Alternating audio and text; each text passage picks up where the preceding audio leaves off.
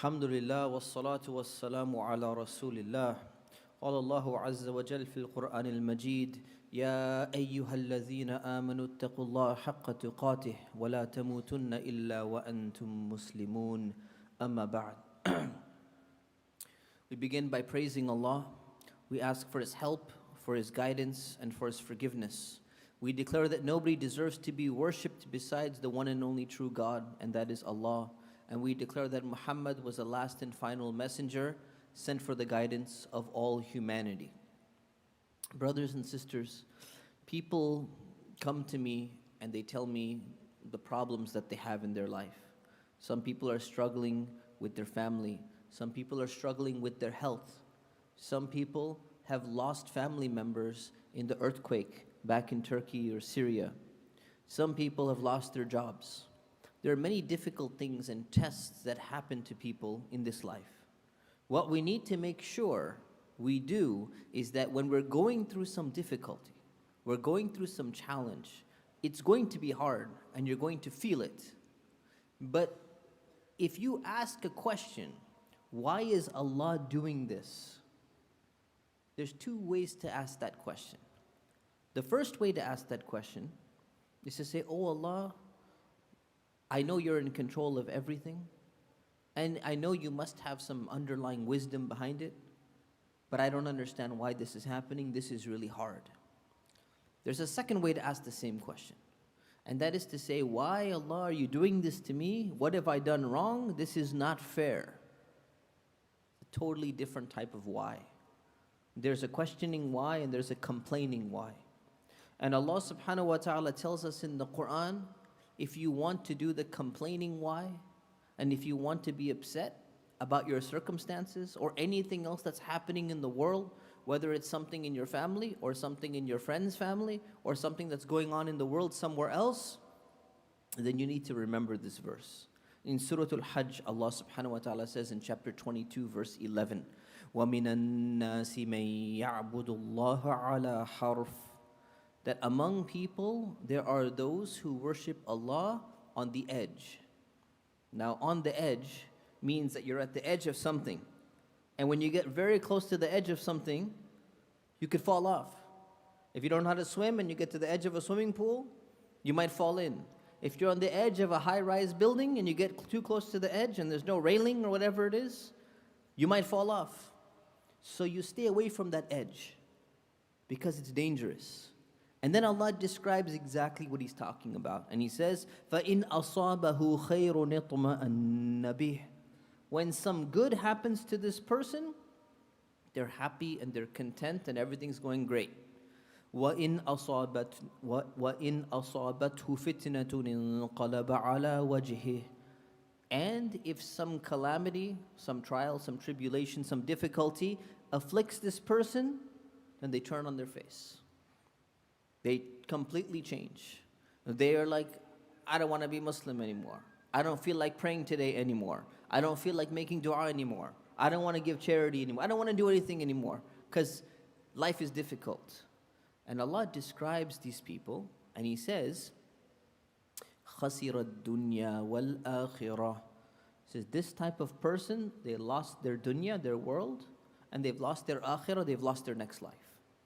What does He mean by that?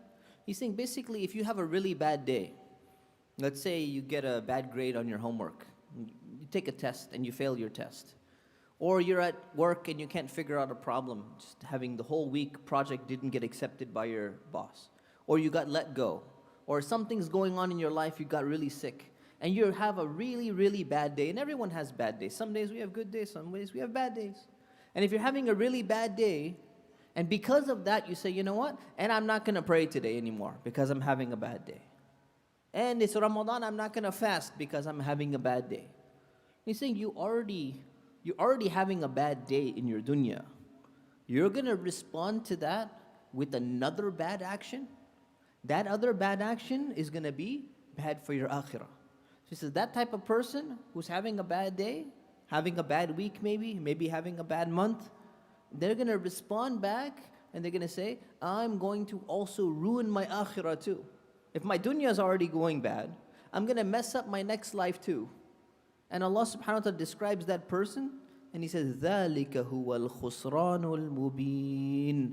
That is the clearest loss. Like that's like the worst situation you can get. You're going to sacrifice both.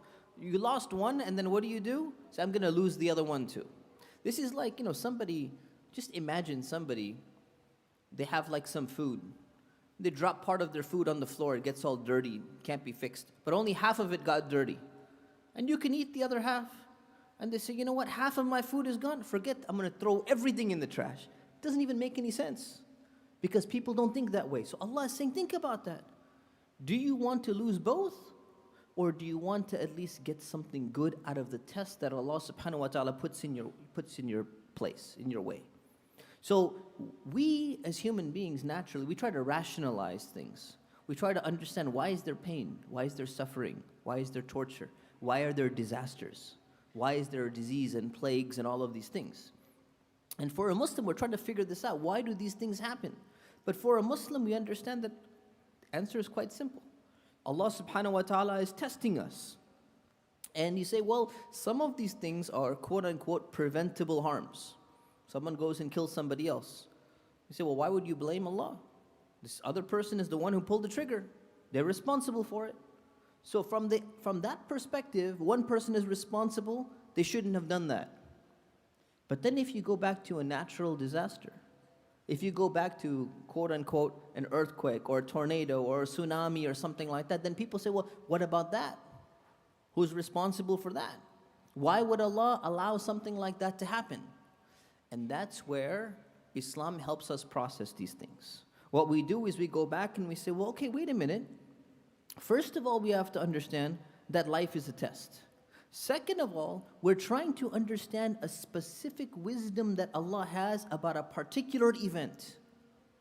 And that's going to be very difficult to understand because Allah has not given us full knowledge. And we have to understand our own limitations and our capabilities. So this is exactly what happened in the life of Prophet Moses, where he struggled with the same thing that some people struggle with today. They're trying to figure out why. Why would something like that happen in this particular instance? Now, generally, we can understand things. We can understand a general principle. But what we do is we go and we decide and we say, I want to know that particular incident. So this is exactly what happened with the story of Prophet Musa and a man by the name of Khidr. Some people say Khidr. Basically, Allah gave a special type of knowledge to this man, and Prophet Musa was told about him. And he said, I want to meet this guy. This is going to be great. And Prophet Musa, when he wants to go meet him, it's not so he could take a picture with him. It's not so he can get his autograph and just, it was so cool, I got to meet this guy who has special knowledge from Allah. Prophet Musa had a greater purpose than that. So I want to go and meet the guy, and I want to enroll into his school, and I want to study with him and follow him and make him my mentor so I can learn something from him. So he goes and seeks him out, and this story is mentioned in Surah Al-Kahf, chapter 18. And he goes to him and he says, I would like to spend time with you because Allah told me that you are somebody who has been given special knowledge that even the prophets have not been given. So what Khidr was doing is he was given knowledge to do certain things on behalf of Allah. So Musa says, I want to see how that's going to work. It's really interesting. So what did the man say to him? He said, قَالَ إِنَّكَ لَن تَسْتَطِيعَ مَعِيَ صَبْرًا. He says, you're not going to be able to be patient with me. You're not going to handle my class. Some teachers, they tell you before they enter, especially in college. High school, you don't have a choice much, right? But college, you have a choice. It's like 3 different teachers teaching the same math class. And one teacher, they're known to be the tough teacher. So you have someone coming and saying, you know what, I'm a tough teacher. I'm going to teach you math really well, better than everyone else. But I grade difficult grading. I give a lot of homework. It's going to be tough. You may not handle it. This is exactly what Khidr is telling Prophet Musa. I don't think you're going to be able to handle this. It's going to be hard for you. And then he explains why. You know why my class is so difficult? He says, وَكَيْفَ تَصْبِرُ عَلَى مَا لَمْ تُحِطْ بِهِ خُبْرًا. How are you going to be patient over something where you cannot have comprehensive knowledge about it? See, if you can't know everything about it, it's going to be very difficult for you to be able to withstand and hold yourself. And then Prophet Musa said, no, don't worry. I'm a good student. I'm a prophet. He's a tough guy. He's strong. He said, don't worry. I can handle it. He said, قَالَ سَتَجِدُنِي إِن شَاءَ اللَّهُ صَابِرًا وَلَا أَعْصِي لَكَ أَمْرًا. He says, you're going to find me, inshallah. He even said, inshallah. God willing, you're going to find me among the people who are patient. And I'm not going to disobey anything you tell me to do. Whatever you tell me to do, I'm going to do all the homework. I'm going to follow it 100%. So Khadir tells him, he said, قَالَ فَإِنِ اتَّبَعْتَنِي فَلَا تَسْأَلْنِي عَنْ شَيْءٍ. He says, if you want to follow me, then here's the rule. You're not allowed to ask me about why I did anything. No asking any questions حَتَّى أُحْدِثَ لَكَ مِنْهُ ذِكْرًا, until I explain it to you. It's not that you're not allowed to ask. You have to be patient and you have to wait till the right time. And this was the problem with Prophet Musa. He wasn't able to be patient. The same way that some of us were not able to be patient about things we can't comprehend in this world. So what happened was, they were going, and first thing he did was he made a hole in a boat of people who were nice. They didn't do anything wrong, and he messed up their boat. And the second thing he did was he actually ended up killing a boy. And the third thing he did was he rebuilt a wall of people who were really mean and inhospitable. So Prophet Musa didn't understand. He's like, these things don't make sense. Why would you do something like that? And let's just look at the first example, because we don't have time in a khutbah to mention all three. The first example was, these people allowed them to have a free ride on a boat. And then the guy goes in the corner and he messes up the boat. Now imagine somebody comes to you and they say, hey, can you help me with my computer? I'm having some problems. So you go, you diagnose it, you do antivirus, you help them log into their email and everything. Say, thank you so much. And when the person turns around, to go get something, you go and you smash their keyboard. You walk away. And you're like, what? The person just helped you. Why would you do something like that? This is exactly what Khadir did to the boat. And Prophet Musa is sitting there like, this is evil. This is immoral. What you're doing is wrong. How could you do something like that? And some of you know the story. And what happens at the end of the story is that Khadir explains, he says, you know what was happening? There was a king that was forcefully taking all of the other ships. And by damaging the boat, I actually ended up saving the boat because he didn't want any defective ships. And they would be able to make it to shore. They're not going to drown.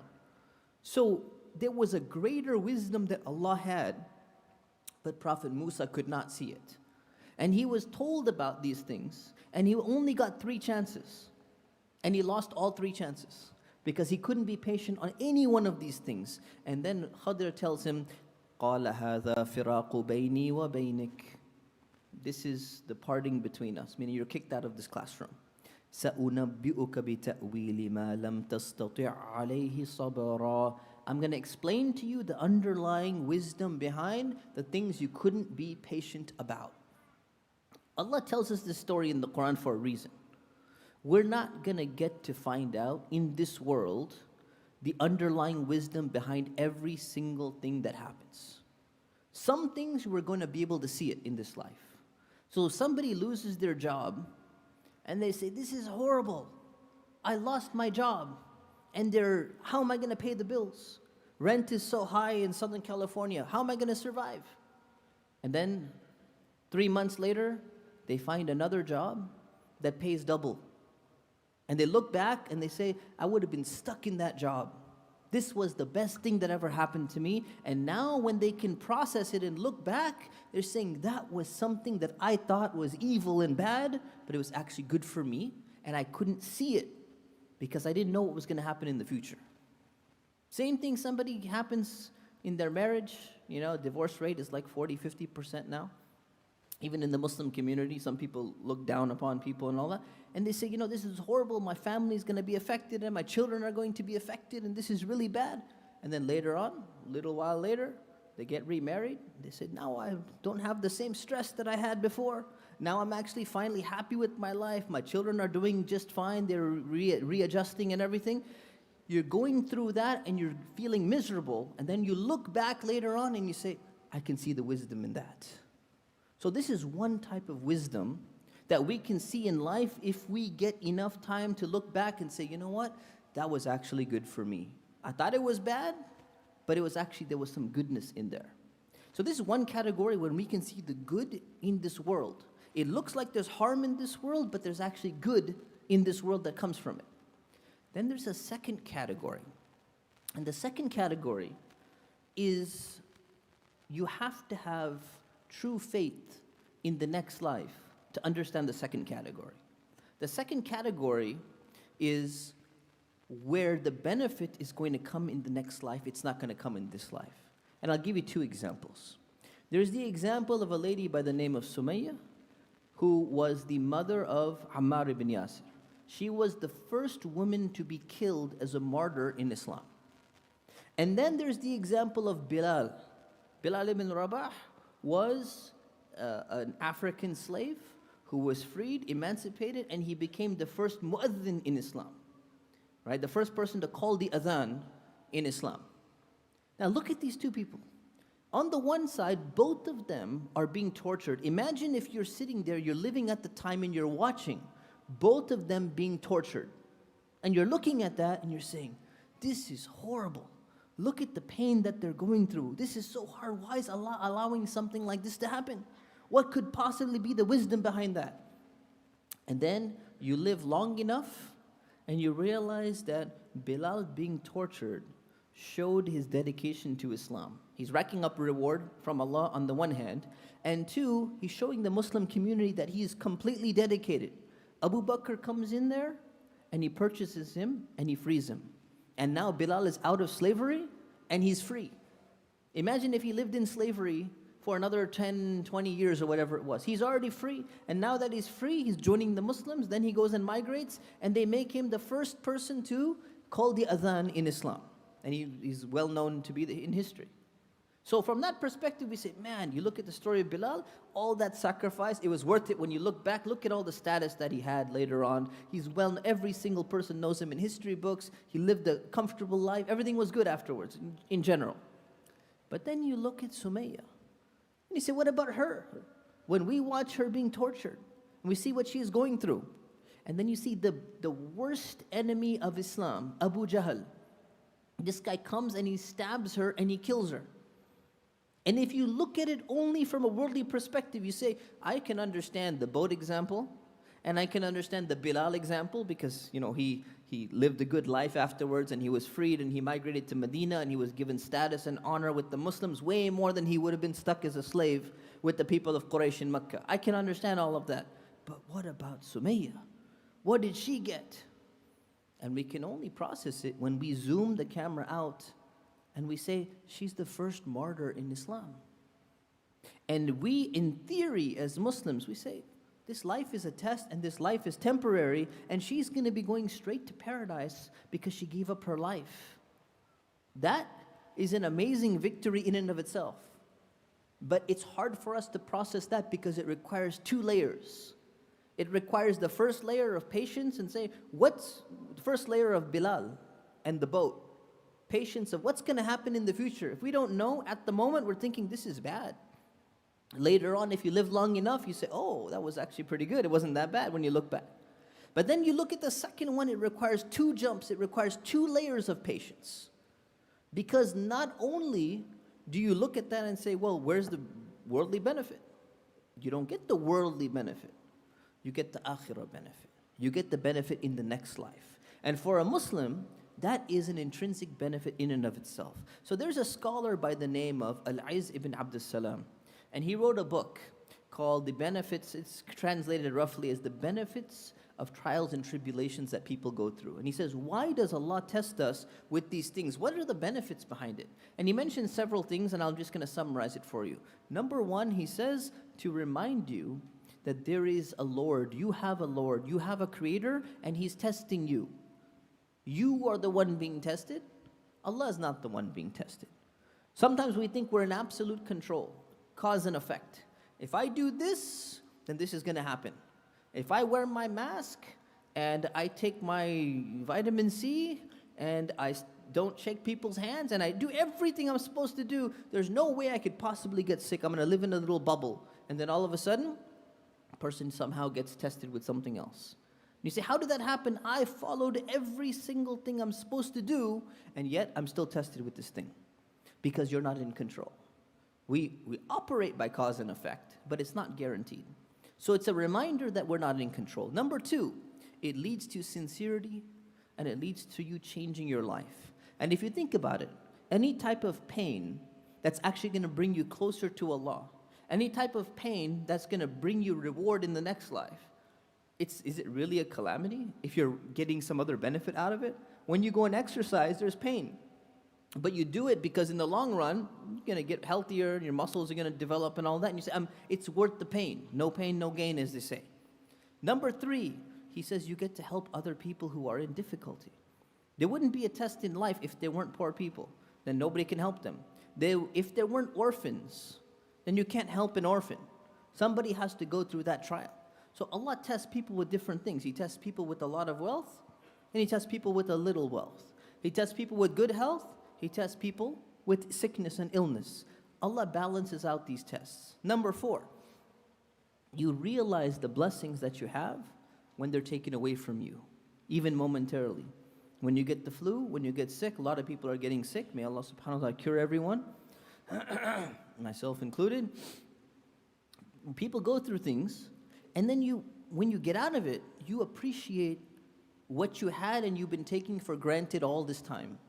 But it needs to be taken away from you momentarily, at least for a little bit, for you to appreciate it. And number five is that every time you react to a test in life, you have a choice. And if you react in the right way, Allah subhanahu wa ta'ala is going to reward you if you have the correct reaction, the patient response, and you trust in Allah subhanahu wa ta'ala, hoping for that reward. This is why we do these things. We ask Allah subhanahu wa ta'ala to help us and guide us at all times.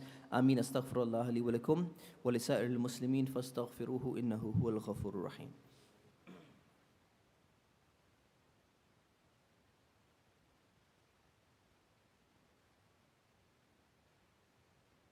Alhamdulillah wa salatu wa salamu ala rasulillah wa ba'd. So just to summarize, the basic knowledge that Islam teaches us is that Allah created us for a purpose. And part of that purpose is that He's testing us. And He's testing us with good and He's testing us with bad, the way that we see it. He's testing us with abundance and He's testing us with paucity, or having a little bit of something. He's testing us with enjoyment and He's testing us with pain and calamity. Every single thing is a test. And what matters is two things to keep in mind. Number one, Allah always has a wisdom behind why He gives us a particular test. Nothing is haphazard. There's always a wisdom, and we can understand the general principle, but we cannot always see the exact wisdom in each and every single little tiny thing that happens to each and every single person. And number two, it's our responsibility to react in the right way. And if we react in the right way, we're going to pass that test. And if we're upset and we're mad and we're unhappy that we have a test, then you know what? It doesn't take away the fact that you are being tested. If you're sitting there in an exam room and you're upset and you say, the teacher should not be testing us, and you sit there and complain the whole hour, and you don't fill out any questions, you're going to fail your test. You still got to take it at the end of the day, whether you like it or whether you don't like it, because it's the reality. So we ask Allah subhanahu wa ta'ala to show us the truth as truth and help us follow it. We ask Allah to show us the false as false and keep us away from it. We ask Allah, oh Allah, help all those people who are suffering and going through difficulty. Oh Allah, make it easy for them. Oh Allah, all those people who have passed away, you've taken away their lives. Oh Allah, those people who have gone through the disaster of the earthquake or any other disasters that they're going through. Oh Allah, have mercy on those people who have passed away. Oh Allah, cure those people who are sick and who are ill and make it a means of purification for them. Allah, help us and guide us at all times and in all things we do. Ameen. Subhana rabbika rabbil izzati amma yasifun. Wa salamun ala al-mursaleen. Walhamdulillahi rabbil alameen. Wa aqimis salam.